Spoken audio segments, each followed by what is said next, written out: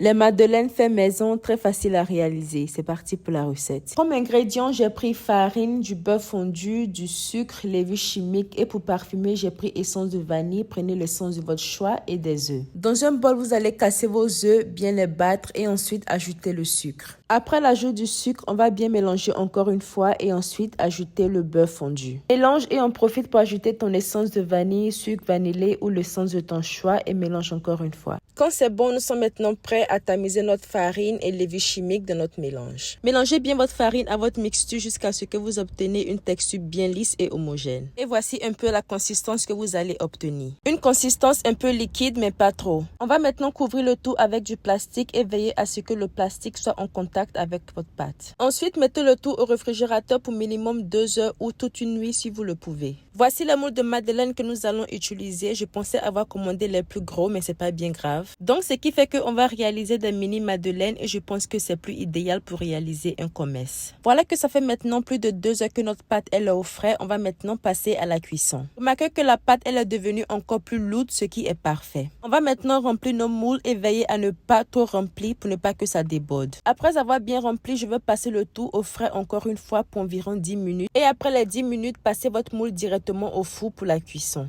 Le concept chaud et froid pendant la cuisson est la raison pour laquelle nous observons de petites bosses de foie sur nos madeleines. Pour la cuisson, ça va se faire pour environ 10 à 15 minutes ou jusqu'à ce que vos madeleines soient bien dorées. Si vous n'avez pas de moule de madeleine, vous pouvez utiliser des moules de cupcake ou tout ce que vous avez. Et avec le moule de cupcake, vous pouvez aussi observer la petite bosse tout en haut. Ces moules-là sont idéales pour réaliser vos abolos et beaucoup plus. Coupons voir comment nos madeleines se présentent à l'intérieur, bien aérés, bien délicieux, on adore. Concernant les plus petits, ils sont adorables. Parfait. Et voilà que nous avons terminé. J'espère que vous avez aimé et moi je vous dis à plus pour de nouveaux délices. Bye guys. Et aussi dans les commentaires, je vais vous laisser le numéro où vous procurez les moules. Bisous.